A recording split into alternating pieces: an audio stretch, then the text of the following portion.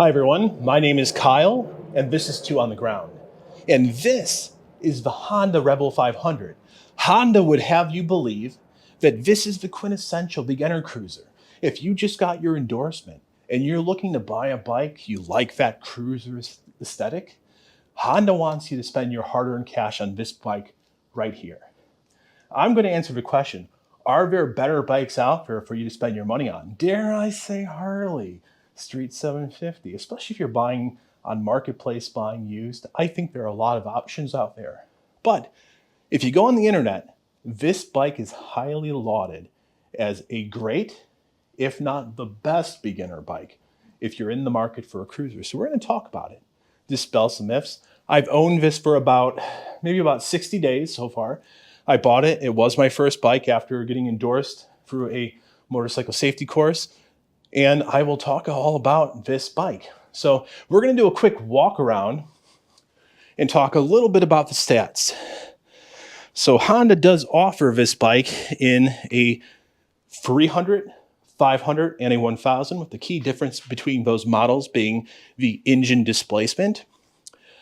Although there are additional features that you get as you go up in the model series. So the 300, 500, and 1000, you get a beefier frame because you're going to be going faster, better electronics package, better suspension because you're going to have to stop because you're going faster. It is a beautiful bike if you're looking for a cruiser. It has a little bit of that Harley aesthetic. It definitely does not sound like Harley, I will tell you that, as long as you have the stock exhaust on. You know, it's known for sounding more like a sewing machine.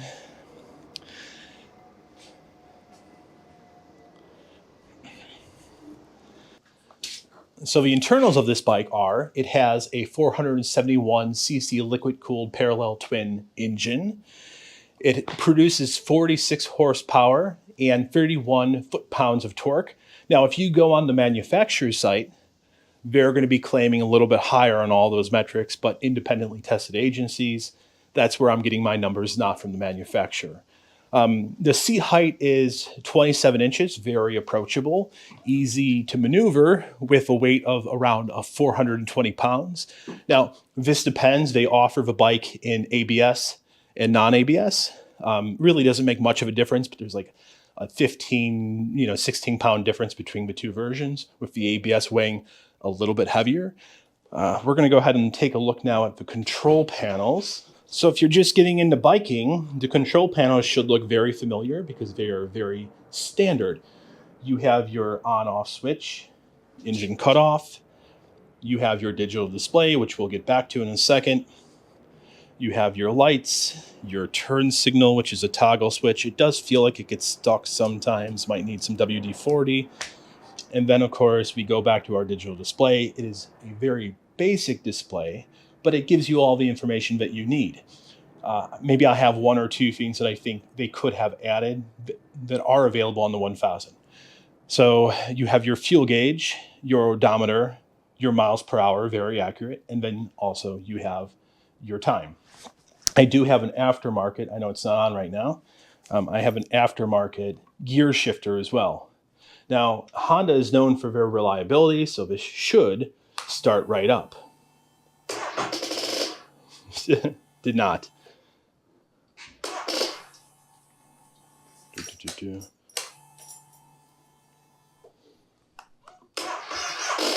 Fuck, man. I left it on too long. Alrighty, we are on the road and we're doing a driving review of the Honda Rebel 500. I am riding from Skokie, Illinois, back to our home base in Chicago. And my partner is in front of me on the Harley Street 750. These are both our beginner bikes. We have since moved on. I am now riding a Triumph Trident 660, and he is riding an 880 adventure bike, Triumph Tiger. So this is a little bit of a trip down memory lane. I've been riding this bike for about 2,500 miles for most of the season. Same goes for him. He's been riding the Harley for most of the season as well. I think he's put about how many miles did you put on it, Kevin? Probably 3,000 or so. Yeah, so he's a teacher, so it's a lot easier for him to put miles on in the summer. He had the whole summer off while I worked. And so we just went over a whole bunch of potholes. The city is known for that. Again, we're not yet in the city, but it is a four-season city. Winter, fall, spring, we get it all. And they salt heavily, so like we have a lot of potholes, a lot of construction. And the one thing I will say is the Rebel does not really tolerate that well. It doesn't have the best suspension. I did hear that the Rebel 1000 has a better suspension package. So that's one thing to keep in mind if you're trying to bob around the city. You're going to want to look for a bike that has good suspension, and I'm not a huge fan of this bike's suspension. I think the other thing is, after having ridden a Street 500 and a Street 750, they have longer first gear and second gear, so you can go a little bit faster. While with the Rebel, you really have to goose it in first and second and third in order to get any speed. And for me, that was one of the major reasons why I wanted to upgrade, was I felt like, this bike, I have to basically get it in the fourth every single time I want to get up to a normal speed. It wasn't really for me. The display is nice. You can see that it gives you your miles per hour, how much gas you have left, your basic information. Overall, it's a nice beginner bike, but I think there are probably better bikes out there. If you're, bikes that you're going to be able to ride a little bit longer, maybe you'll make it through a second or a third season before you get bored of them. This bike, I rode it for about a month, and I was already thinking about what will my next bike be. I'm looking for a little more power, a longer first and second gear. I ended up with a naked bike. It's something a little more sporty, a little fast. But overall, I think you should highly recommend that you look at a 1000, so Rebel 1000, or take a look at a 600 or a 750. I think the Street 750 is an underrated bike.